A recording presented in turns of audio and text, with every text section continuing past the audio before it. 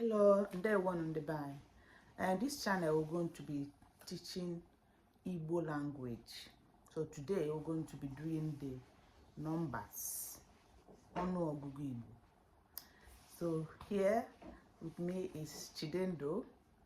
So Chidendo will say in English, then I will say it in Igbo. Okay, let's start. 1, Ofu or otu. 2, Abụọ, 3, atọ, 4, anọ, 5, ise, 6, isii, 7, asaa, 8, asatọ, 9, itoolu, 10, iri, 11, iri na otu, 12, iri na abụọ, 13, iri na atọ, 14, iri na anọ, 15, iri na ise, 16, iri na isii, 17, iri na asaa, 18, iri na asatọ, 19, iri na itoolu, 20, ọgụ, 21, ọgụ na ofu, 22, ọgụ na abụọ, 23, ọgụ na atọ, 24, ọgụ na anọ, 25, ọgụ na ise, 26, ọgụ na isii, 27, ọgụ na asaa, 28, ọgụ na asatọ, 29,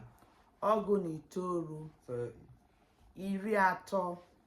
31, iri atọ na ofu, 32, iri atọ na abụọ, 33, iri atọ na atọ, 34, iri atọ na anọ, 35,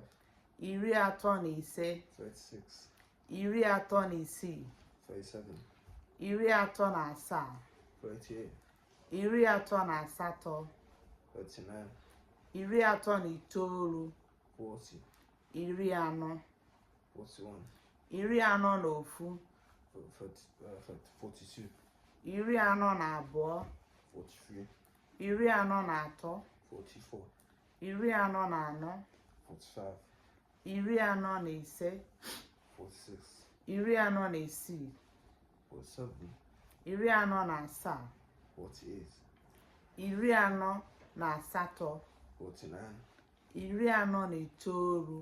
50, iri ise, 51,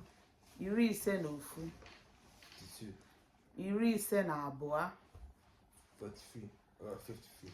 iri ise na atọ, 54, iri ise na anọ, 55,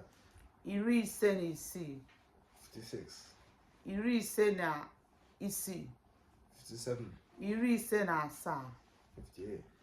iri ise na asatọ, 59, iri ise na anọ, 60, iri isii, 61, iri isii na ofu, 62, iri isii na abụọ, 63, iri isii na atọ, 64, iri isii na anọ, 65, iri isii na ise, 66, iri isii na isii, 57, iri isii na asaa, 68,